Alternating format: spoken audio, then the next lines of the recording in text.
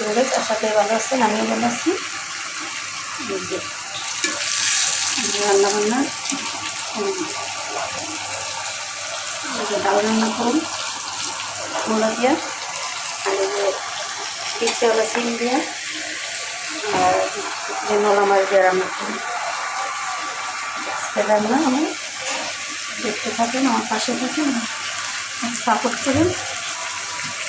আসসালামু আলাইকুম। আসসালামু আলাইকুম। রান্না কমপ্লিট।